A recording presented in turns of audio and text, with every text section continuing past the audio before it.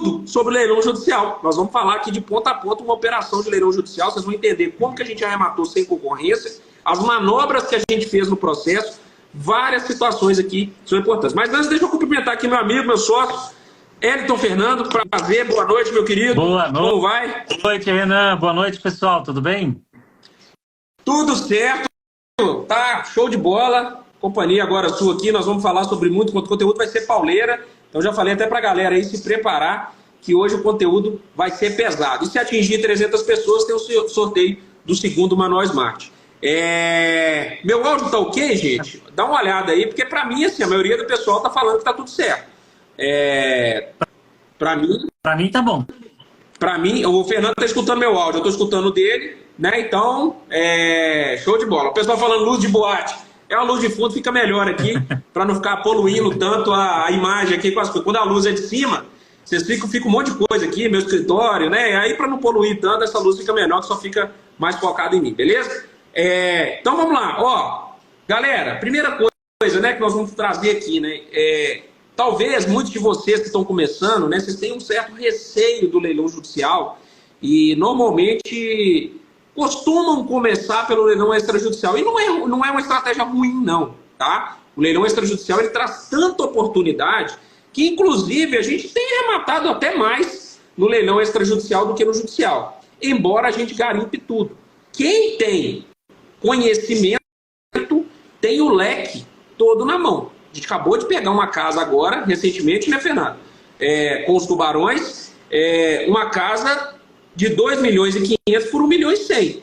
Num processo complicado e que, de fato, aonde está essa complicação, tem oportunidade também. Foi assim que a gente pegou. Então, a gente está sempre de olho em todas as oportunidades. E o que a gente traz aqui para vocês é mais uma ferramenta para vocês lucrarem. No final das contas, o que todo mundo quer aqui é lucro, né? Então, para isso que a gente está aqui e a gente vai abrir a caixa de ferramentas aqui para vocês aproveitarem essa oportunidade. Não é isso, Fernando? Exatamente.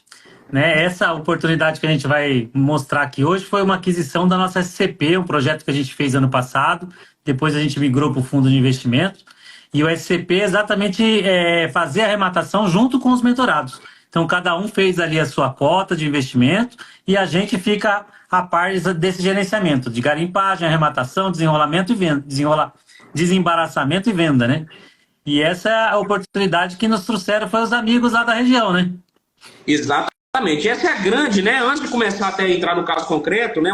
Um dos grandes baratos, né, de você ter uma comunidade com mais de 3 mil pessoas, é que essa comunidade, ela se torna, vamos dizer assim, um trabalho, uma rede de apoio gigantesca Brasil afora. Então, a cidade que nós vamos mostrar hoje é uma cidade que ela fica na grande Porto Alegre, Eldorado do Sul. Eu, particularmente, nunca tinha nem ouvido falar dessa cidade, né? Então, até fui algumas vezes para Porto Alegre, mas nunca tinha ouvido falar de Eldorado do Sul.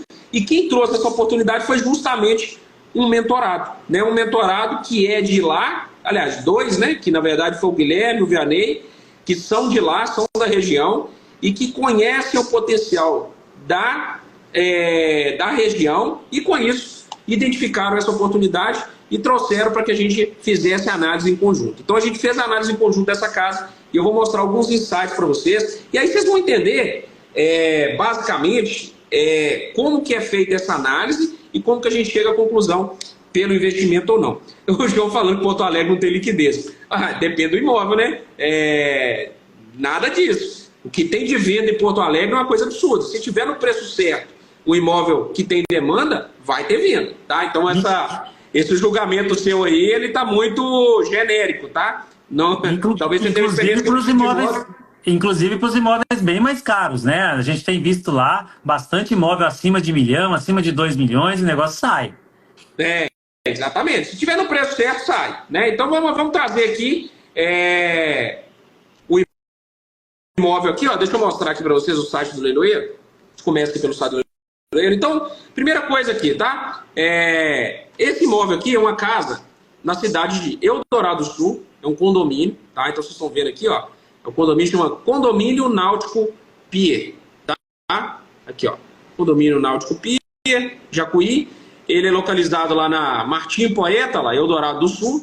Esse imóvel aqui, ele Ó, foi arrematado em abril por 934 mil. Vou pegar aqui. Ó, 934 mil, tá ali no cantinho, tá vendo? Ó, 934 mil, no dia 25/4 de 2023. Como que a gente identificou essa oportunidade? Pelos colegas parceiros lá de Eldorado do Sul, próximo a Eldorado do Sul, não tinha ninguém morando lá, mas próximo a Eldorado do Sul. Renan, essa oportunidade, como que vocês de cara identificaram que era uma boa oportunidade e que de fato poderia trazer lucratividade?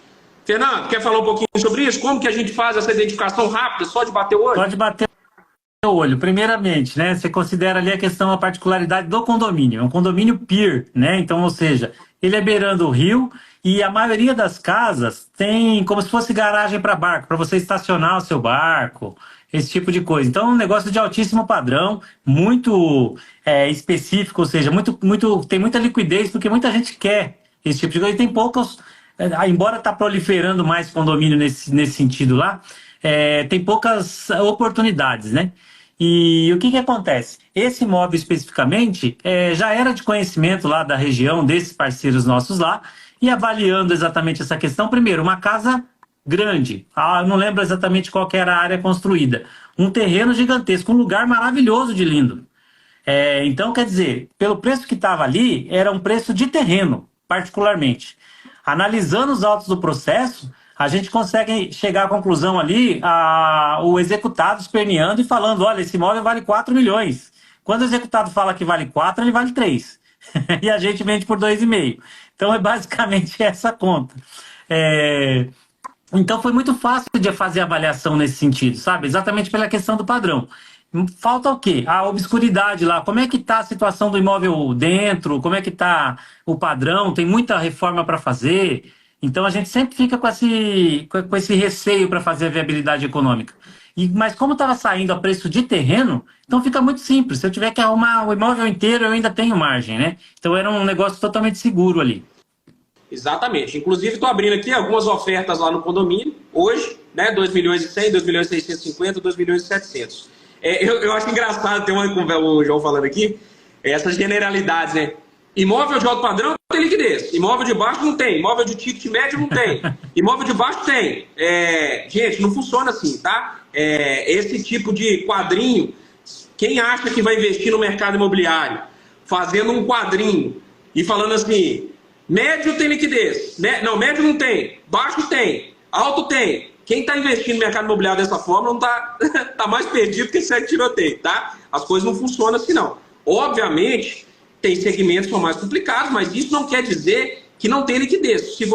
Se eu pegar um imóvel de preço, o que é preço médio? Sei lá, 500 mil. Se eu colocar um imóvel de 500 mil por 350 mil, vende? Claro que vende, isso vende no outro dia. Né? Então, assim, essa ideia, né, o pessoal quer simplificar, mas a simplificação ao extremo, ela forma a massa de pessoas que não têm capacidade de analisar o negócio em si. Então, esse negócio aqui, por exemplo, dependendo se é preço médio ou alto, não sei nem se isso aqui é alto padrão para Porto Alegre ou não é. Já identificamos depois, isso previamente, a gente fez a análise do condomínio, fez a análise da região, mas tem casa lá de 15 milhões, 20 milhões, até na cidade mesmo. Né? Eu vou mostrar aqui para vocês um pouquinho da cidade, tem casa de todo tipo lá. Então, isso aqui é o quê? Baixo, médio, padrão? Isso é o quê? Né? Então, as pessoas querem procurar regrinhas para definir que aqui vale, aqui não vale. E, na verdade, não é assim que funciona. Então, olha só esse imóvel aqui, que espetacular. Né? Então, você tem aqui que 3 ofertas que estão aqui no Viva Real, tá? E eu vou trazer aqui para vocês um pouco do entendimento dessa questão do terreno, que eu acho que é uma coisa importante que o Fernando trouxe. Primeira coisa, como é que a gente faz a avaliação em casa, né, Fernando? Eu acho que é importante falar isso. Uhum. Então, a primeira coisa que a gente olha é o terreno. É o que o Fernando falou. Por quê? A ideia é o seguinte, se eu estou pagando o preço de terreno, 2 coisas, né? Terreno e fachada. Por quê? São 2 coisas muito importantes na hora que você vai adquirir uma casa. É óbvio que tem vezes que a gente não consegue acessar a fachada da casa. Muitas vezes o leiloeiro não coloca a foto da fachada, você tem que fazer uma diligência lá, você tem que pagar um drone, alguma coisa do tipo, ou ir para o risco. Assumir que não vai ter a foto da fachada e que está dentro de um preço ok que você vai conseguir comprar. Mas por quê? Porque a gente olha a arquitetura da casa versus preço terreno. Então, ou seja, se você não tem que mexer tanto na fachada da casa, é uma uma melhoria interna, e você está comprando pelo preço de terreno, é muito difícil você chegar dentro de uma casa dessa e ter que fazer algo que realmente comprometa a viabilidade. Você pagou o preço de terreno numa casa, e aí a gente já sabe o preço final da casa, 2.700.000. Então, assim, uma obra que, na pior das hipóteses, se vai fazer uma obra muito grande, vai dar o quê? 350, 400 mil. Na pior das hipóteses. O que é 10% de probabilidade. 90% de probabilidade é que a gente vai gastar entre 80 e 150 mil. Né? Essa é a maior probabilidade olhando pela metragem. Então é mais ou menos isso, né, Fernando? O primeiro contato é com essa questão mercadológica. Isso é muito importante porque as pessoas, às vezes, já se preocupam, porque é leilão judicial, em já ir para o processo. Né? Então, acho que isso aí é muito importante, né? Exato, e é isso que vocês vão aprender agora quando o pessoal entra na Smart. O primeiro passo é exatamente esse: viabilidade financeira. O que está acontecendo dentro do processo? O que está acontecendo se o devedor tem dívida, tem processo? Quem que é o devedor? Eu só vou partir para esse ponto quando eu já sei qual é o lucro que eu vou ter naquela operação e se vale a pena para mim continuar esse tipo de análise. Né? Então, o primeiro passo é identificar a parte financeira. Olha, se eu comprar por 1.000, eu vou vender por 2? Ok, então para mim agora eu vou analisar o resto dos fatores para saber se eu continuo, se é viável ou não. Né? E foi isso que a gente fez. Passou na primeira viabilidade financeira. Esse aqui é bom. Esse daqui tem um bom lucro. Esse daqui dá para a gente pegar pela nossa SCP. Toda a comunidade vai lucrar com isso. Vamos prosseguir então, vamos para a análise jurídica do processo. O que está acontecendo? Quem é que está cobrando quem? Por que esse imóvel está indo a leilão? Quais são as implicações que tem em torno desse imóvel? Né? O que o executado está alegando? O que os credores do executado estão alegando? O que o leiloeiro está colocando no edital? O que o juiz homologou o edital? Vamos lá, vamos analisar toda essa situação. Exatamente. E aí, a gente parte para esse segundo ponto, que é analisar primeiro a origem da dívida, tá? Então, essa origem da dívida aqui foi uma execução de condomínio, o Fernando já falou, e ali a gente tinha uma penhora trabalhista, tá? E essa penhora trabalhista já entra o primeiro conceito importante aqui do leilão judicial. Quando a gente fala de produto da venda, que é, de fato, aquilo que a gente vai depositar no processo em razão da compra do imóvel, então, você pagou aqui 934 mil, você tem que depositar no processo. Ele vai ser disputado pelos credores. Né? Então, qual credor que tinha? O primeiro é o próprio exequente. Quem que é o exequente? Quem ajuizou a ação cobrando. Né? E esse caso foi o próprio condomínio. Então, ele tinha uma dívida de condomínio, ele mesmo ajuizou, o condomínio ajuizou a ação. Então, o primeiro credor natural que aparece é o exequente. Mas havia um outro credor que era um credor trabalhista. E o trabalhista ele tem preferência sobre o credor condominial. E aí vem algumas sacadas, né?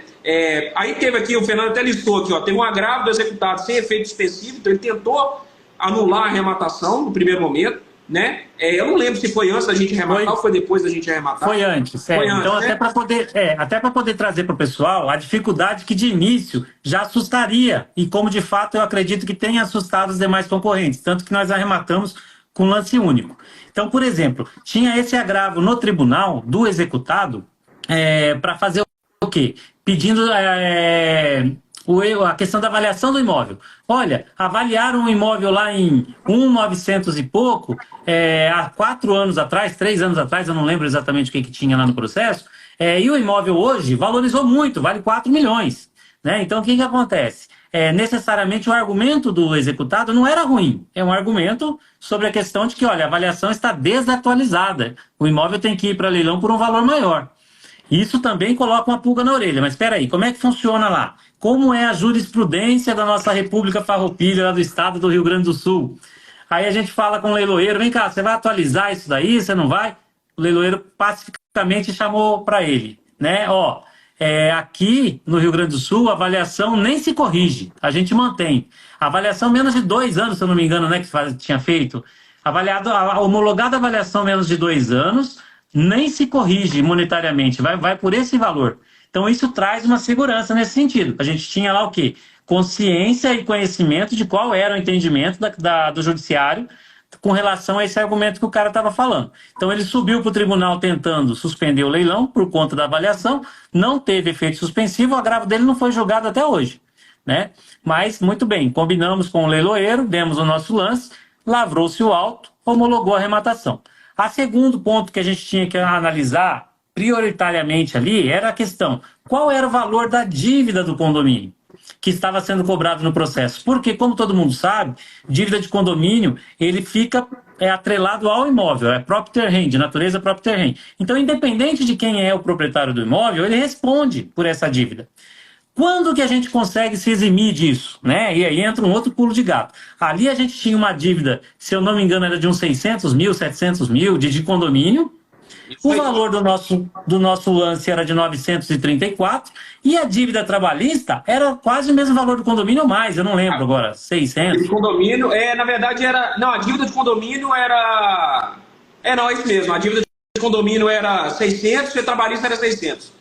Exatamente, então, ia sobrar 300 no condomínio, mas se o trabalhista consome ali o produto da arrematação, ainda ia sobrar 300 pau para a gente pagar a título ali do remanescente da execução. Então a gente tinha ali uma situação um pouco atípica que foi o que afugentou os concorrentes, assim a gente imagina. O que acontece? Olha, tem o condomínio ali. Vai faltar dinheiro para o condomínio porque dos 934 vai 600 para a dívida trabalhista, vai sobrar ali um pouco para o condomínio, mais IPTU, que eu acho que tinha alguma coisa, o condomínio vai cobrar de mim a diferença. Aí a gente vai fazer uma análise do processo e chega a uma conclusão óbvia, que passa despercebido para todo mundo, e anotem aí o tamanho da história. A execução é do condomínio, né? Então é o condomínio tentando receber. Quem está manobrando e conduzindo o processo é o advogado do condomínio. E aí, quando ele aceita um edital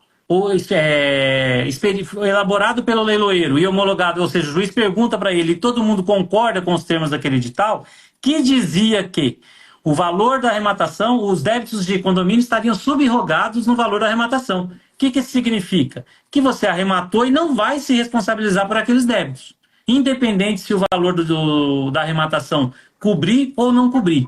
Então, normalmente, o que é de praxe em qualquer processo judicial? O advogado do condomínio não permite isso, né? Ele exige lá que, olha, o arrematante vai ficar responsável pelos débitos de condomínio Ou ele omite, ou ele fala, não coloca isso não para não trazer...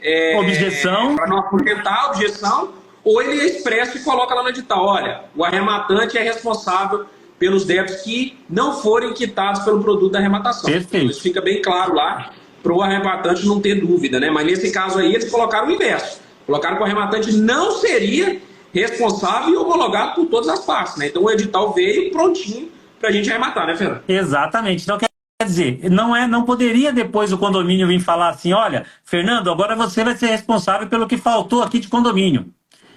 Por quê? Porque a dívida de condomínio existe, eu não vou te dar uma CND, entendeu? Então ele não pode fazer um negócio desse. Por quê? Porque ele já concordou com os termos do edital. Então ele fazer isso, ele te ganha de má fé. O pessoal está falando que bateu 300, eu estou vendo 297. Mas 297, vai um pouquinho embaixo de 300. Vamos lá, vamos para cima, galera. Mas enfim, então o que aconteceu? Depois ele não pode me cobrar e nem me negar uma CND. Por quê? Porque isso é litigância de má fé. Então ele não pode me vender uma situação com uma determinada condição e depois exigir uma divergente, né? Ok, então a gente superou essa barreira. Fizemos a arrematação em lance único, o juiz homologou a arrematação. E necessariamente estava pendente lá a execução do agravo, né, do executado no tribunal, reclamando e esperneando e dizendo que não poderia homologar. O juiz homologou e assim a gente concretizou a situação. Segunda parte que convém aqui de uma curiosidade interessante, Rio Grande do Sul. Aí nós tínhamos um boleto para fazer o pagamento da arrematação de 934 e só o Banco do Rio Grande do Sul é que recebe esse boleto. E aí? E é engraçado, são curiosidades, né? São coisas práticas, gente. Então o que a gente traz aqui para vocês é vivência real. Eu não vou vir aqui no domingo e falar sobre o leilão judicial é bom por isso. Não, aqui são coisas práticas que aconteceram. Tá? Arrematação, um agravo discutindo avaliação intempestivo, então, ou seja, já estava preclusa essa discussão, ainda está lá rodando o agravo, mas ele vai perder. Nós arrematamos. Aí vem o primeiro ponto, pagamento. Né? Como é que você paga um leilão? Teve uma pergunta até recente na caixinha, eu tentei responder ela para colocar nos stories aí. Que a pessoa perguntou o seguinte: como que paga o leilão, eu recebo algum aviso, primeira coisa, o leiloeiro já vai te ligar. Tá? Se ele não ligar, você liga, mas ele normalmente já te manda um e-mail, se já tem seu telefone, ele te manda um WhatsApp, já avisa que, ó, tá aqui, vamos lavrar o auto de arrematação. Aí entrou aqui o primeiro pulo do gato. O edital já falava, ó, o débito de condomínio é subrogado no preço da arrematação. Ok. O leiloeiro me chama para efetuar o pagamento. Primeira dificuldade, o Fernando falou, só aceita pagamento no Banrisul. Ainda bem que nós temos uma comunidade gigante. Aí depositei o dinheiro lá pro Guilherme. Pera, eu ia falar aqui. O que a gente fez? A gente pegou R$1 milhão de reais, colocou numa mala, pegou um avião, fomos até lá pagar. Brincadeira, gente. Aí, não deu pra fazer isso. Eu tentei correr aqui em Belo Horizonte. Cheguei a pensar nisso. Não vou mentir, não. Cheguei a pensar. Falei, cara, vou ter que ir lá, sacar isso no Banco do Brasil e pagar lá no Banrisul. Mas a gente tem uma comunidade gigante. Transferimos o dinheiro pro Guilherme. O Guilherme fez o pagamento lá no Banrisul. Ele tinha conta no Banrisul. Fizemos o pagamento. Tranquilo, então tudo certo. E além disso, uma das coisas que a gente pediu para o leiloeiro. O que está escrito no edital, eu quero que você coloque no auto de arrematação. Mas o que você quer colocar no auto de arrematação? Que o arrematante não responde por qualquer dívida de condomínio que não for quitada pelo produto da arrematação. Pau! Colocou no auto de arrematação e juntou no processo. Acabou. Está juntado. Assinou o juiz, assinou o arrematante, assinou o leiloeiro, já tinha o edital dando segurança e ainda veio o auto de arrematação com essa disposição. Então, você se cerca de tudo que pode acontecer, né, Fernando? Então, mas depois o juiz voltou atrás, depois alguém voltou atrás. Então eu desisto. Se não for desse jeito aqui, eu não quero arrematação. Eu não tenho obrigação de continuar. Eu não tenho nenhuma obrigação de continuar, não vou ficar mais responsabilizado, vou ser responsabilizado por mais nada além daquilo que eu aceitei ser responsável. Exatamente. Né? Aí, claro, que depois a gente poderia até avaliar. Vai que ficasse ali 100 mil, 200 mil, ainda valeria a pena a arrematação. Mas a gente, obviamente, você quer, já tem na mão. Você arrematou com 934. Com o edital falando que você não responde, a gente, obviamente, não vai querer responder pelo R$50 de condomínio. Nós vamos tentar colocar tudo dentro do auto de arrematação para dar segurança. Segundo ponto, pagamos. Aí vem auto de arrematação, dificuldade na carta de arrematação. E aí eu vou trazer para vocês aqui, ó, isso é com expediente. Isso aqui, vocês não vão escutar em lugar nenhum. Não tem jurisprudência, não tem manual. Não tem manual, tá? Isso aqui é prática pura, tá? Carta de sentença, a primeira coisa que a gente fez, né? O que é uma carta de sentença? Explica o pessoal aí, Fernando. Carta de sentença é como se fosse uma escritura pública feita por um tabelião de notas, aonde ele vai discriminar ponto a ponto do processo. Né? Então ele lavra lá uma escritura, né, que chama carta de arrematação. Não é escritura, é só para simplificar aqui. Mas ele lavra uma carta de arrematação detalhando todos os pontos do processo. Então ele vai colocar lá que, olha, teve a dívida de tanto, teve o auto de penhora desse imóvel, depois teve a avaliação desse imóvel, foi levado a leilão, foi arrematado por tal pessoa e decorreu o prazo de recurso, então agora é só para finalidade de registro. Então ele vai detalhar todo o processo e vai te dar um documento, né? Ou seja, como se fosse uma escritura, uma carta de arrematação, que é apta para você levar no cartório de registro de imóveis e fazer o devido registro.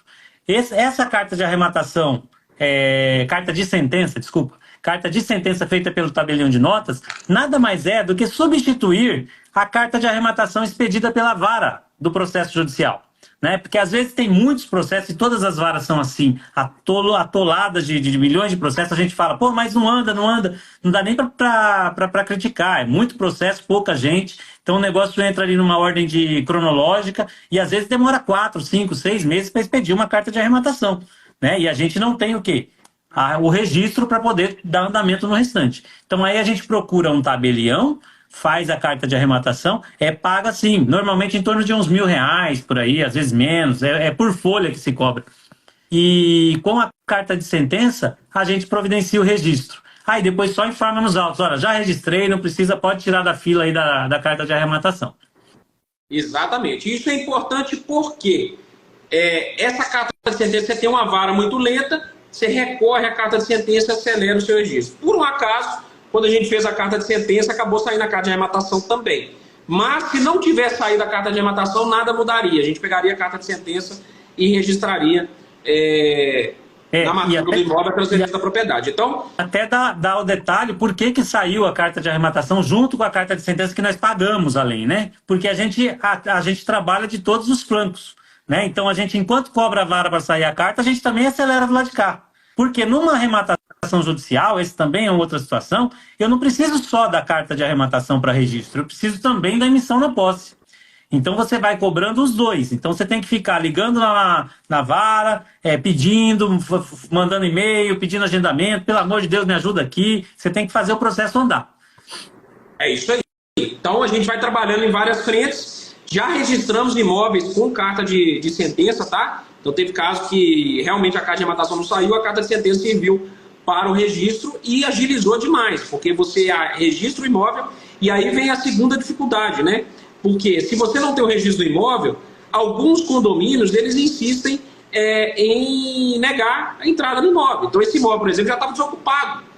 Tá? O antigo dono lá, quando ele viu que pelo caminhar do processo ele não tinha o que fazer, ele já desocupou o imóvel. Na verdade, ele deixou os móveis, ele não estava morando lá, mas deixou os móveis. Ele mudou de lá.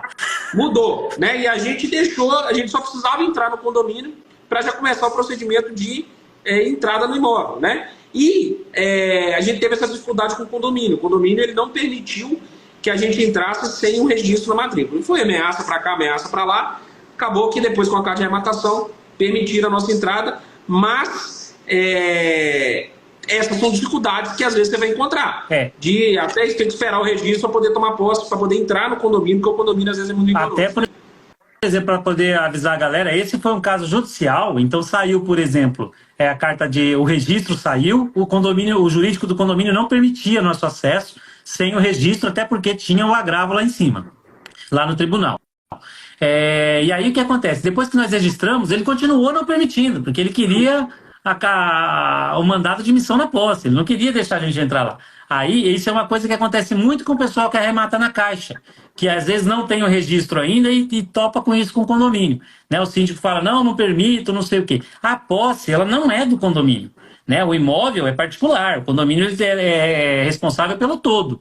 E uma vez que você comprovou a sua propriedade, você tem direito a entrar no condomínio porque você é condômino agora, você é o atual condômino. E o condomínio não tem que defender a posse de ninguém, né? Muito menos de terceiros. Então a gente, depois de muito estresse e conversar bastante lá, a gente conseguiu com o síndico, tirou o jurídico do condomínio, e aí com o síndico o papo foi melhor. Né? Aí ele liberou nosso acesso, a gente esteve lá no condomínio, fez o vídeo e conseguimos constatar que dentro da casa estava totalmente mobiliada, cheio de coisa, como se a pessoa fosse chegar daqui a pouco para tomar banho.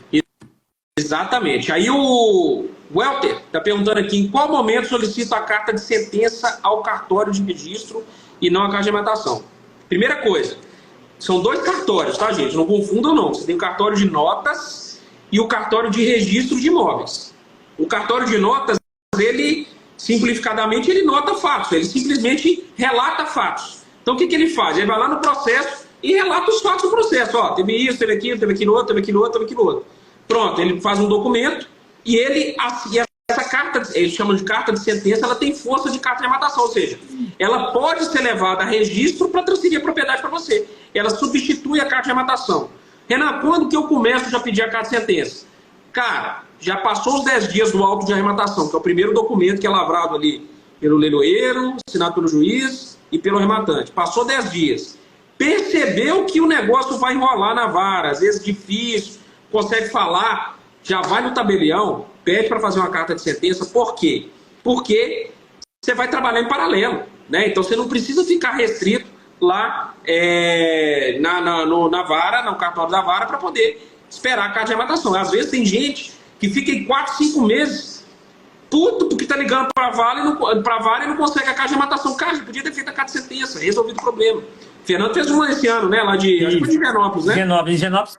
Isso é uma arrematação que eu fiz em janeiro e a carta de arrematação não saiu até hoje. O processo não anda, nem o condomínio levantou dinheiro, nem nada, tá tudo lá. Mas já está registrado, obra em andamento, então é bem por aí.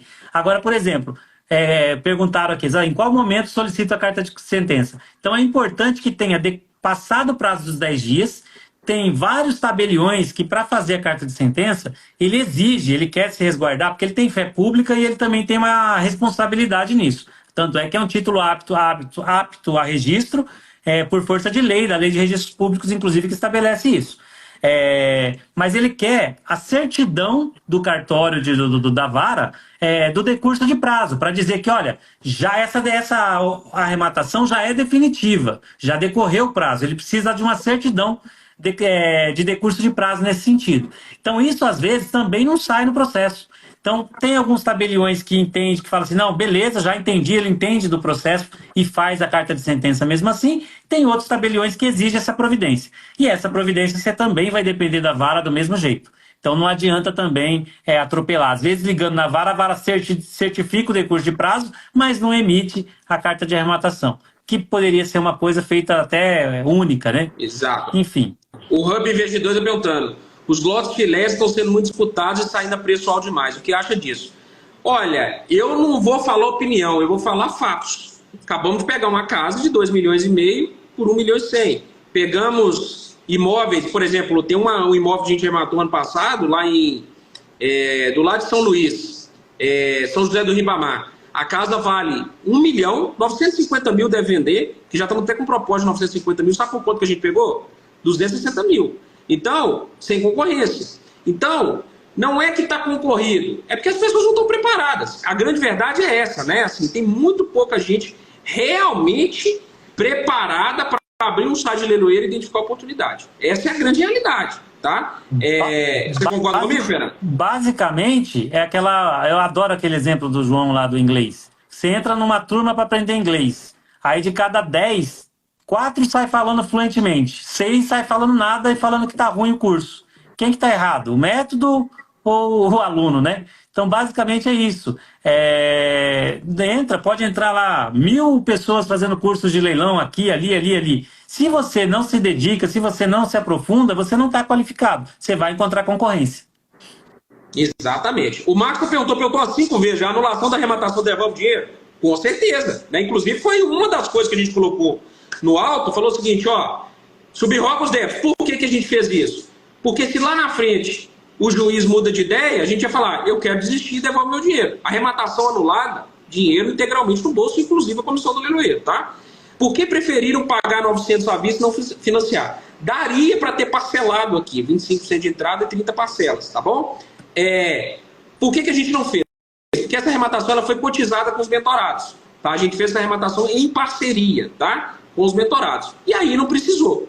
Era muito mais, já tinha o dinheiro, para que você vai fazer um negócio parcelado e ficar pagando esse negócio parcelado, sendo que você tinha o dinheiro na mão e colocou no processo. Às vezes, você tendo dinheiro no leilão judicial, às vezes você colocar o dinheiro no processo também, ele dá urgência para os credores, porque os credores começam a apertar o juiz para poder homologar a arrematação, porque os credores querem receber o dinheiro. Então tem lá um credor trabalhista, opa, peraí, já tem o dinheiro aqui suficiente. Então tem estratégias também, tem vezes que mesmo podendo parcelar, às vezes não é interessante. Pagar isso. Exatamente, principalmente quando você tem uma situação como essa, o dinheiro já não é suficiente para arrematação. Então se você, ainda que fosse nós, pessoas físicas lá fazendo a arrematação, e eu falo, eu quero fazer a proposta parcelada porque não teve nenhum lance à vista. Qual que é o juiz, primeiramente, ele vai submeter as partes. E para as partes, naquele momento que vai se estapear por causa do dinheiro, não é interessante receber parcelado. Então, às vezes, eles podem simplesmente se manifestar e falar o seguinte, não, faz outro leilão. E aí você fica chupando o dedo, quando você poderia ter arrematado com lance único à vista. Exatamente. Se não tiver, parcela. Tá? A gente pegou um parcelado agora na Justiça Federal, inclusive, não sei se você sabe, mas na Justiça Federal você pode parcelar em até 60 vezes, diferentemente da Justiça Comum e da Justiça Trabalhista, que em geral é 25% de entrada e 30 parcelas. Na Justiça Federal, você pode parcelar até 60 vezes. Pegamos aí com o lance único parcelado. Ok, faz parte. Você tem caso, esse caso valia a pena, por quê? Porque o devedor ele era omisso, ele não estava se manifestando, pega parcelado.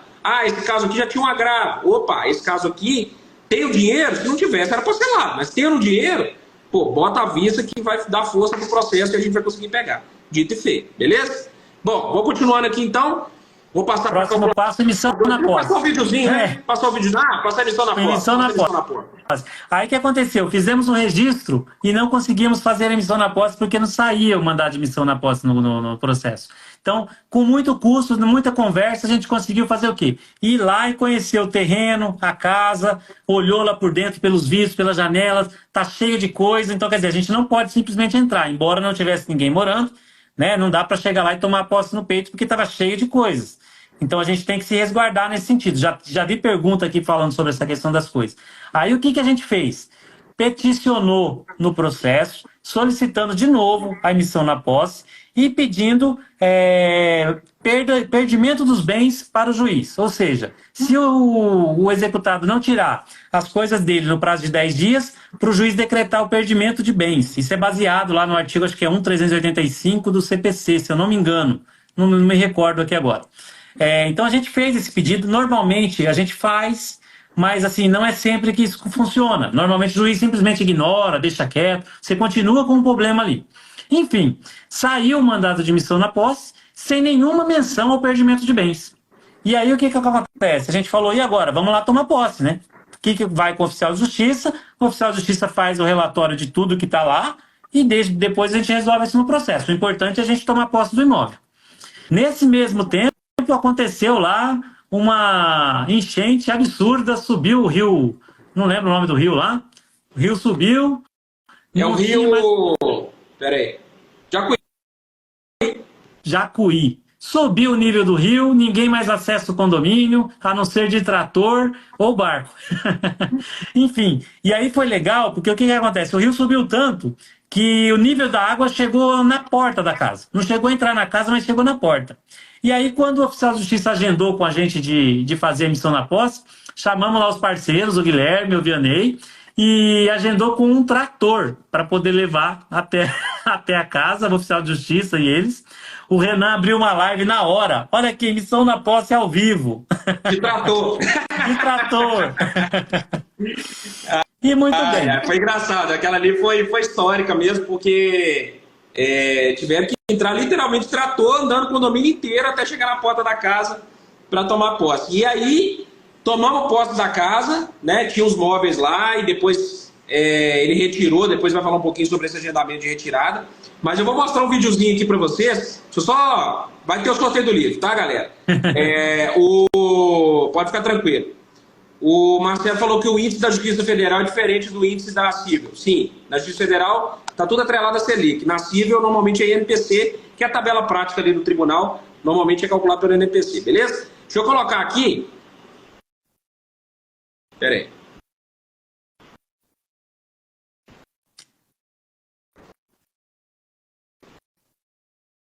Opa. Deixa eu ver aqui. Deixa eu ver se eu colocar mais longe aqui, dá para ver tudo. Pronto. Gente boa mesmo. Agora ele é nosso super parceiro. O cara é sensacional. Era o jurídico dele que estava travando. O cara...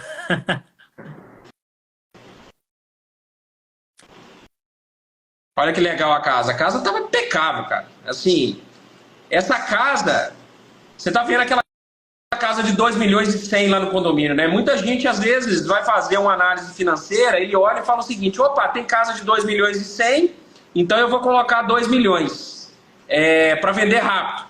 Nessa casa não vale a pena. Essa casa é melhor que a casa de 2 milhões e 100 e teve uma casa recente vendida a 2 milhões e 200, tá? Então, essa casa é para pegar de 2 milhões e 200 para cima, tá? Então é nisso que a gente está trabalhando mais ou menos. Claro, tem reparos que tinham sido feitos, depois teve uma outra enchente muito forte, que aí entrou na casa, inclusive, tá? Isso foi cheia histórica, tá?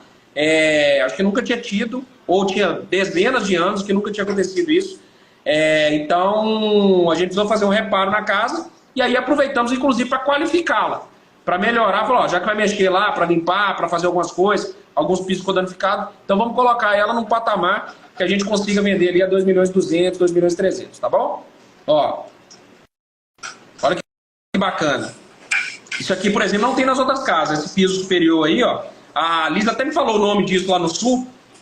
Aqui não tem nome não, mas lá no sul eles átio, não sei, um negócio que chama assim, que é essa parte de cima, né? Que é muito comum nas casas de condomínio lá. de ter esse espacinho acima aí que vira um outro quarto, né? Uma outra suíte ali praticamente, com quarto e banheiro. Olha que legal. E aí, dando prosseguimento da questão aí para vocês verem, tomamos posse. Então, a oficial de justiça pegou. Ático, isso aí, ático, exatamente. A oficial de justiça fez a relação de tudo que estava ali e juntou no processo. Aí, a sequência, vem o advogado executado, peticiona, informando que, olha, eu quero todas as minhas coisas que tá lá. Quero não. Ele querendo ser ressarcido pelas coisas dele que estava lá, precificando em R$380 mil tudo que estava lá. Aí o que acontece? A gente falou, pô, nós vamos ficar discutindo essas coisas do cara aqui até quando? O que nós vamos fazer? Pega esses negócios aí e leva para o depositário judicial, vamos ter gasto. Ô Renan, se der para tirar a pergunta fixada aí, o pessoal estava reclamando. Deixa eu tirar. E aí o que acontece? O que a gente vai fazer com isso? Qual que é a estratégia que nós vamos usar e tal? Aí pensei comigo, fiz o seguinte, liguei para o advogado do executado. Doutor, nós estamos precisando esvaziar aquela casa lá, nós vamos começar a reforma, quando é que o cara vai lá tirar? Seu cliente vai lá tirar isso aí? Então eu preciso que ele vá lá tirar e tire logo, porque a gente vai começar a reforma daquilo lá e vou deixar tudo lá no quintal. Aí ele, não, vou falar com o meu cliente aqui, não sei o que e tal, e aquela enrolação, né? Ó, ele pediu para você segurar uns 15 dias aí que ele tá arrumando um lugar para levar e tal. Falei, então tá bom, doutor, a gente espera seus 15 dias aqui. Enquanto isso, a gente já estava fazendo medição, projetando a reforma, correndo atrás de orçamento. E aí, o que aconteceu nesses 15 dias? Faltando, acho que uma semana, uns 10 dias depois, teve essa cheia histórica. A água chegou ali no primeiro piso, ali, a parte de baixo todinha. Estragou tudo que tinha lá.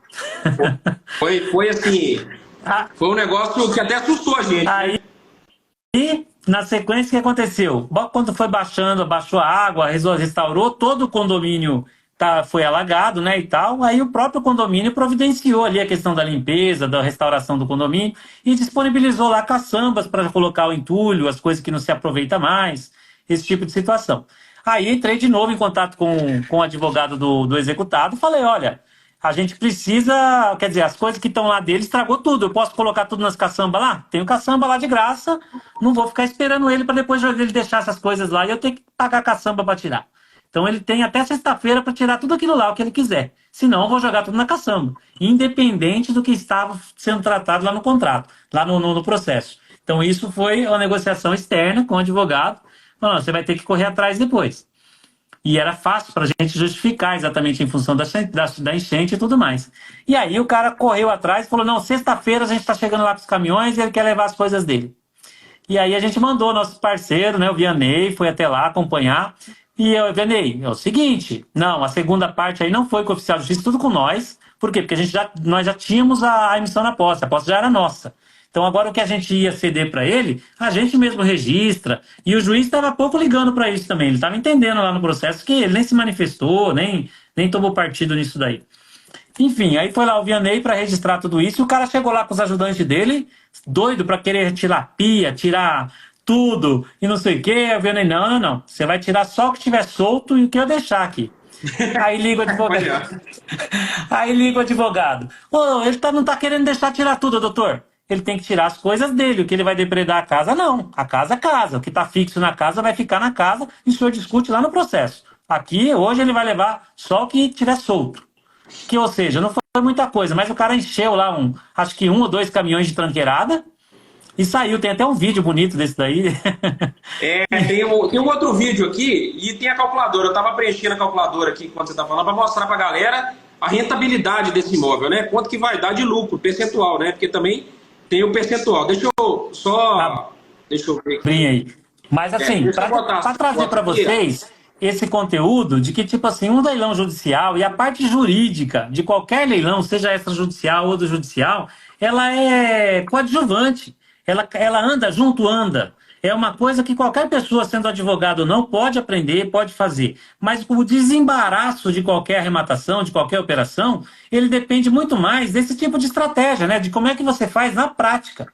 Então não adianta eu vou contratar um advogado para me acompanhar aqui. O advogado não tem noção de onde eu vou levar os móveis, o que eu vou fazer aqui, o que eu vou fazer assado, né? Então por quê? Porque ele está habituado na parte processual. né? E isso é parte comercial, é desenrolo, né? Então, isso lá na nossa comunidade tem de sobra. Todo mundo partilha suas experiências, cada ideia é uma melhor do que a outra, né? Então, tudo que você precisa para desembaraçar uma operação, você tem lá na comunidade. Você vai jogar o que você quiser lá e você vai ser respondido por mim, pelo Renan ou pelos 3.000 colegas que estão lá o tempo todo respondendo. Então, esse é o show da nossa comunidade. Nós temos parceiros nos locais. É quem faz, né, Fernando? É quem faz, não é exatamente. Teórico, não, gente. Isso aqui, ó, isso é casa real. Tô mostrando a casa pra vocês aqui, tá? Isso não é, que no leilão judicial você tem que fazer isso, fazer aquilo. Tá, cara, mostra na prática fazendo. Tá aqui, ó. Aqui eu tô mostrando. Nós estamos aqui fazendo uma live mostrando pra vocês como que funciona na prática, tá? Então a casa aí, ó. Tá mostrando as fotos. Tem esse videozinho aqui, tem um videozinho de 1 minuto.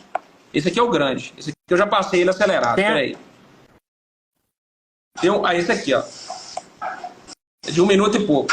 E eu vou passar para a calculadora.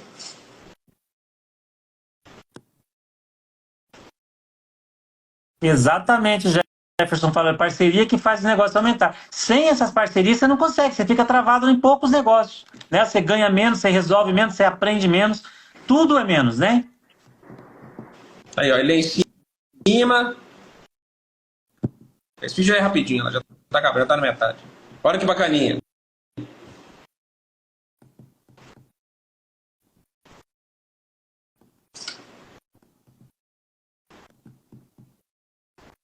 Aí você pega uma carta de sentença dessa daí, às vezes as pessoas ficam 6 meses esperando uma carta de arrematação no processo. Quanto custou esse tempo perdido ali, né?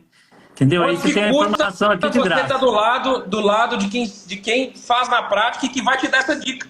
Na hora que você mandou no grupo, opa, faz cada sentença, resolveu o seu problema. E às vezes você está ali batendo cabeça, longe das pessoas que fazem na prática e fica agarrado com esse tipo de situação, né? Andréa, a André está perguntando aqui do ar-condicionado. Ele não deixou, não. A gente é que não deixou ele tirar. Exatamente. Ele foi lá para tirar tudo, para arrancar tudo, né? A gente que não deixou. Porque aí tem uma questão processual também, do fato do processo estar correndo, da gente ter pedido o perdimento de bens, ter pedido a emissão na posse, o cara ter tomado ciência do pedido, do despacho do juiz e não ter tomado providência nenhuma, ele ficou inerte. Então até para ele poder reclamar depois é mais difícil.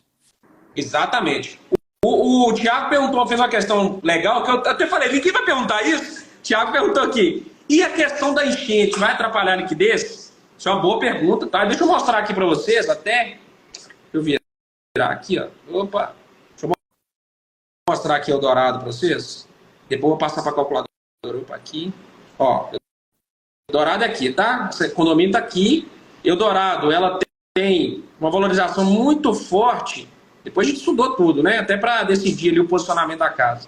Já tinha feito antes, mas depois que você pega a casa, você analisa com mais cautela, porque a casa pode ter mais lucro do que você pensava. Esse é o ponto também que é interessante. Porque todo mundo pega, arremata e já coloca para vender em cima do que pensou lá atrás. Você tem que fazer o posicionamento de mercado. Qual que é o valor real que eu consigo posicionar esse imóvel na venda? Exatamente. Se você é muito afoito, você deixa dinheiro na mesa, né? Você vai lá, não, é 1.800.000, aí vende. Cara, essa casa é para 2.300.000. Você vai pegar 1.800.000 e já vai ter que gastar uns 100.000. Porque você tem que dar uma ajeitada na casa. Volta lá, né? Volta lá no condomínio, Renan. Não mostra essa outra parte, não. Deixa eu voltar aqui, ó. Condomínio, Pia, Jacuí, ó. Aqui, ó. Condomínio aqui, ó. Rio Jacuí, né? Então ali a cidade está para lá. Vocês estão vendo aqui aonde é o condomínio. Pronto. Deixa eu mostrar a calculadora para vocês. Sobre a enchente. Eu te perguntar sobre a enchente. Ó, o que acontece? Quando você tem coisas muito esporádicas assim, na prática, que a gente já percebeu, tá? Não afeta. Então, por exemplo, Fernando até citou o caso de Balneário Camboriú. Balneário Camboriú fica debaixo d'água ali direto. Sempre tem enchente. Guarujá, ano passado, um dos condomínios mais valorizados do Guarujá, inclusive o Neymar tem casa lá, que é o Acapulco, Jardim Acapulco. Ficou debaixo d'água. É Ferrari boiando. Foi um negócio assim, horroroso. Foi naquelas chuvas que até final do ano passado lá em São Sebastião, né, ali no litoral de São Paulo, foi um negócio assustador. E, cara, o mercado voltou lá. Eu mesmo estou acompanhando muito imóvel lá pra gente arrematar lá do Guarujá, lá na região, e a gente percebe, sim, ligando para corretor, venda acontecendo. Então, o que acontece na prática? É uma coisa muito esporádica, né? Então, não é o condomínio. Porque se for o condomínio, aí de fato existe, ó, esse condomínio aqui, ele realmente tem um problema de enchente que acontece frequentemente. Agora, Eldorado ficou debaixo d'água numa Porto Alegre cheia que acontecia desde perto de Porto Alegre e Eldorado, né? Não acontecia desde 1941. Eu vi alguém colocando aqui 1941. Então aí nós estamos falando de outra situação, né? Nós estamos falando de um negócio totalmente fora do comum. Essa casa, inclusive, já era para estar vendida, tá? Mas como demorou esse pouquinho para a gente, essa discussão dos móveis lá, vai para o processo. O que vai fazer com os móveis? Leva embora? Não leva? O cara vai vir buscar? Isso aí atrasou uns 2 meses. Só para você ter ideia, esse problema aí dos móveis. E aí teve essa questão da enchente, final do ano, até para fazer a obra agora lá, tivemos que esperar estiar totalmente. Então agora está terminando a reforma lá. Ela deve ir para o mercado agora no final de janeiro. Eu estimo que essa casa vai estar vendida. Em 2 meses ela está vendida. Em março ela vai estar vendida. Deve concluir a operação dela em 1 ano exato. Então por isso, esse é um dos motivos, inclusive, que a gente sempre quando faz uma simulação, a gente coloca 1 ano. Normalmente dá para concluir menos. 8 meses e tal. Mas pode acontecer alguma coisa, então coloca 1 ano, que pelo menos você tem uma margenzinha. Pode demorar até um pouquinho mais, um pouquinho menos, mas você tem uma margem ali, uma projeção conservadora ali, colocar 1 ano, né, Fernando? E esse tipo de imóvel é exatamente aquele que não dá para você trabalhar, diferente dos POPs, né, que são os populares. Não dá para você trabalhar enquanto você está reformando ou do jeito que ele está. Porque o cara que vai comprar uma casa dessa, se ele chega lá no meio de uma obra, ele já desvaloriza seu imóvel em 400, 500 pau. Então é muito melhor você terminar a reforma, deixar a casa tinindo, para depois você ofertar e abrir para visita. Então esse tempo, necessariamente, você ganha na venda. Porque o cara que vê pela metade, ele joga lá embaixo. Ele chuta na canela. A casa São Bernardo aqui, que foi da simulação. Eu tirei essa aqui para simular, mas esse aqui é Eldorado. Ó. Deixa eu colocar aqui, Eldorado, casa. Esse aplicativo aqui é o que os mentorados têm acesso para poder fazer as simulações, tá? Casa de Eldorado, a gente coloca aqui, judicial, 934 mil. Aqui está o CEP para buscar a tabela de emolumentos lá do Rio Grande do Sul. Aqui do lado, vocês vão ver que tem aqui os dados de venda já, o valor de venda. Deixa eu subir aqui, olha lá, 2.300.000, dando uns 5% de desconto ali, deve ficar 2.200.000, alguma coisinha assim. Corretor 6%, leiloeiro lá 7%, gente. Não é comum não, tá? É 5%, mas esse aqui foi 7%. Lá no Rio Grande do Sul tem essa cobrança aí de 7%. Não são todos, mas nesse caso aqui foi 7%. Agora, no geral, no Brasil, é 5%. O valor da arrematação à base de cálculo, né? Seja no extrajudicial ou judicial, isso já está mais ou menos consolidado, tá bom? 2% de alíquota. Aí o condomínio aqui, 2.500, IPTU 200, tributação, aqui ó, reforma 150 mil, tá? Coloquei aqui pessoa física para facilitar. E vamos simular. Então tá tudo aqui, ó. Vamos colocar em 12 meses, olha lá. 12 meses vai dar 726 mil de lucro. Aqui, ó. Vou puxar para cá, ó. 726 mil de lucro, 60% sobre o capital investido, tá bom? Ó.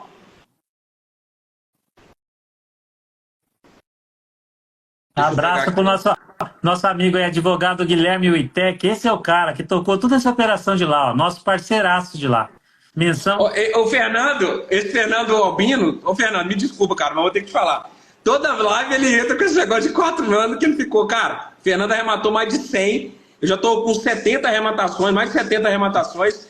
Eu nunca vi um negócio desse. Eu, sinceramente, eu tenho curiosidade. Depois me manda no direct o número do seu processo. Que nós vamos ver qual cagada que o advogado seu fez. Ele já me mandou. Ele já me mandou. Mandou? Mas enfim, vamos lá. Depois você me manda no direct, não vou nem comentar aqui porque não é o assunto da live. Manda no direct que depois eu quero dar uma olhada. Depois você me manda, Fernando, já que você já pegou, você me manda. Então tá aqui, ó, tudo bonitinho, ó. Receita, 2.300.000, né? Despesa, lance, né? Tá tudo aqui, ó. A coluna de cá, ela tem todas as... Quer ver? Que tá grande aqui, mas tem todas as despesas ali, tá? Ó, passa de 12 meses. Chega no final aqui, ó, registro, imposto de renda, tudo que você vai pagar. Chega no final, você tem lá, ó, 726 mil de lucro. Para fazer essa operação, você tinha que gastar 1.194.000. A gente fez cotizado ali com os mentorados. Então, os mentorados ganharam dinheiro nisso aqui também, né? Isso é bem bacana. E 60% de retorno. A reforma está acabando, tá? A reforma está acabando agora, deve acabar no final de janeiro, já está com 80% concluído. Imagina que vai acabar agora. A gente teve esse problema da enchente, né? Então a gente teve que fazer uma reforma mais qualitativa, inclusive melhorar um pouco a reforma para colocar para venda. E vai estar à venda aí, provavelmente, no final de janeiro, a gente já coloca no mercado. Não é isso, Fernando? Exatamente. Essa calculadora, gente, essa planilha que o Lorena está mostrando para vocês é essencial para quem está começando, para quem quer aprender. Ela mostra tudo, ela te dá o norte, entendeu? Então, entrou na Smart, você já tem acesso ao aplicativo, com o BIP para pesquisa de imóveis, com a calculadora. Então, quer dizer, ele te dá todas as ferramentas que você precisa. Aí você precisa só de dedicação e estudo, mais nada, né? Puxando o gancho aqui do Fernando que está falando sobre a questão dos terceiros e tudo, a questão processual, gente, se dependesse de você pegar só a questão processual, a gente não tinha tomado posse até agora nessa casa, entendeu? Então você tem jeito de fazer as coisas. Qualquer arrematação, seja extrajudicial ou judicial, tem maneiras de fazer, não é aquilo que está escrito, não é a jurisprudência, não é o processo. Você tem jeito de conseguir as coisas, né? Então, por isso que a gente consegue andar, fazer, porque a gente já faz isso todo dia. E por fazer todo dia, a gente pode trazer conteúdos práticos como esse, né? Que talvez você não vai encontrar em lugar nenhum. E quem quiser aprender na prática como que a gente faz, as operações que a gente faz, amanhã nós vamos fazer um evento, a partir do dia 15, né? Começa amanhã às 19 horas. Quem quiser participar desse evento, entender na prática, nós vamos trazer 3 operações práticas. A aula pauleira, como a gente fez aqui, mostrando na prática como é que você usa alavancagem, como é que você financia, com casos reais, arrematado e vendido por nós, tá? Casos reais. Quem quiser participar conosco amanhã, digita aqui, ó, virada nos comentários, que eu vou chamar você no direct para você se cadastrar. Digita aqui, ó, virada, que a gente vai mandar para vocês o acesso. Amanhã a gente faz a primeira aula do evento, na terça-feira a segunda aula do evento, e na segunda aula, inclusive, nós vamos abrir vagas para a mentoria do Zero Arrematação. Então eu vou fazer os sorteios aqui, digite virada. Já avisando aqui, ó, o Ricardo Brandão, né? Ó, se você está olhando os cursos dos outros aí, vocês podem fechar amanhã. Amanhã acho que abre. Mas aí vocês vão ter que voltar e fazer Smart de novo, não tem jeito. 70% dos nossos alunos vieram de outra mentoria, às vezes é melhor no marketing, porque a gente é muito raiz aqui mostrando as coisas, né? Às vezes não impacta do ponto de vista do marketing, né? Mas depois o cara fala, pô, mas eu não aprendi, tô vendo a galera da Smart arrematar. Aí vem pra cá, paga 2 vezes, né? Então, no final das contas, é o prejuízo, né? Acaba pagando 2 vezes, porque hoje no Brasil, sendo bem sincero, não tem escola que sequer, não estou falando nem que sequer se aproxima do que a escola Smart fez e o que a comunidade fez, tá? Então, a comunidade Smart, por que não tem pós-arrematação? Porque ensina o que não fazem. Quem não arremata, como é que ele vai saber o pós? O cara não arremata, ué. Não tem como. Então, ensinam o que está na lei. O que está na lei, você não precisa nem de curso, não. Você tem que aprender na prática. Com quem faz? É óbvio que a gente tem a teoria, ensina a teoria, que é importante, a teoria é a base de tudo. É como você entrar numa floresta sem uma trilha. Você tem que ter uma trilha. Agora, você está na trilha, apareceu uma dificuldade, como é que você resolve? É isso que, na verdade, a gente traz também como agregar. E a comunidade, obviamente, não tem nada muito, nada parecido com a comunidade Smart. Eu vou fazer os sorteios. Deixa eu responder mais uma do Helder aqui. Eu vi que o Helder fez umas 10. Deixa eu escolher aqui uma bacana que eu achei. Vamos ver aqui, avaliar. Avaliei para arrematar o imóvel alugado. O que preciso para me proteger sobre essa locação? Nada. Absolutamente nada. Tá? Você vai arrematar, vai notificar o locatário. Se você quiser continuar, você continua. Se não, dá prazo para ele e quica ele do imóvel. Basicamente é isso. Basicamente, muita gente fala assim, você tem que entrar com ação de despejo porque ele é inquilino, porque não sei o quê. Cara, isso é o que diz a lei. Na prática, você vai falar o seguinte, olha, tá aqui o registro, eu sou o proprietário, não te conheço. Ah, mas eu aluguei a casa. Alugou de quem? Não foi comigo, entendeu? Então eu não tenho relação jurídica com você. Pau, entendeu? Então aí o que você faz? Entra com a emissão na posse contra quem estiver ocupando. E você consegue, tem um jeito ali. Não está escrito isso em lugar nenhum, mas você chega lá e vai cumprir o mandato. É isso aí. Galera, vai digitando aí virada para quem quiser participar do evento amanhã. O evento começa às 19 horas amanhã. aula prática, na terça-feira mais uma aula prática e depois abertura de inscrições. Como descobrir se o imóvel tem ações judiciais? O edital sempre deve informar, caso não informe, como descubro? O edital deveria sempre informar todas as ações que pendem, que possam afetar a aquisição do imóvel, a arrematação do imóvel. Sempre listam? Não. Você tem que procurar. Você vai no TJ da região, procura no Jus Brasil, aparece muita coisa no Jus Brasil, e você pesquisa no tribunal da região do devedor. Procura lá sem ação. Normalmente buscas bem simples, por exemplo, TJ de São Paulo. Você digita o nome da pessoa lá, buscar todas as ações, aparecem as ações que ela tem e você avalia se tem alguma coisa a ver, alguma disputa sobre o imóvel, tá bom? Então, é bem simples e o Jus Brasil já faz esse trabalho também. Na hora que você coloca o Jus Brasil, já aparece lá um monte de coisa sobre a pessoa, beleza? Bom, show de bola. Deixa eu sortear aqui, senão a gente não finaliza, tá? Deixa eu mostrar aqui, ó. Primeiro é daquele post, tá bom? Fica aí que vai ter a regrinha porque a gente bateu os 300 aqui, ó. Quem comentou lá no post vai ganhar um manual, beleza? Vamos lá. Sorteio ao vivo, não tem aquele negócio de comentar depois, não, ó. Não, mas o outro não tem como. Ó, o Barrela F, ó, comentou virada, né? Que era a regra do sorteio. Pode chamar, Barrela, pode me chamar no direct para passar seu endereço que eu vou encaminhar para você, tá? O manual Smart aqui, ó. Melhor manual do país. Tá aqui, ó. Que vai colocar você muito dinheiro no bolso com esse conteúdo aqui. Espero que você faça bom proveito. Com relação o manual já é a 4ª edição, né? Tá na terceira aqui, a 4ª edição tá finalizando agora em janeiro, a gente deve lançar aí em fevereiro. Tá? Avisar vocês, gente, que como aqui tudo é na prática, esse manual ele desatualiza a cada dia. A cada dia tem legislação nova, tem que ir colocando coisa nova e naturalmente isso aí vai agregando muito, mas dá um trabalho danado que você tem que ir documentando aquilo tudo prático, mas é um manual sem precedente. Você não vai achar nada parecido com isso aqui, porque isso aqui é baseado na prática. E pelo que eu já pesquisei aí, prática é o que as pessoas não têm. Mas vamos lá. Primeiro livro sorteado. Segundo livro, eu não tenho como sortear com as pessoas que estavam aqui na live. Então nós vamos fazer o seguinte, esse aí não tem como fugir. Eu vou salvar essa live, vai ficar no perfil. Na terça-feira eu vou sortear. Na terça-feira. Então qual que é a regra? Você vai entrar no perfil, eu vou acabar a live. Acabou a live. Eu vou sortear, eu vou salvar essa live no perfil. Vai estar no da Smart e no do Fernando. Você vai comentar o que você aprendeu nessa live. Você vai comentar lá. Dentre esses comentários, como eu fiz aqui agora, na terça-feira eu vou abrir o story, vou abrir até uma live. Vou sortear na live do Medir 37. E vou sortear o Manual Smart ao vivo. Então, comentem lá o que vocês aprenderam nessa live. E na terça-feira eu vou sortear no story e vou marcar quem foi o vencedor de um Manual Smart, tá bom? Então, é só comentar na live assim que ela terminar, ela vai ficar salva no perfil. Fechou?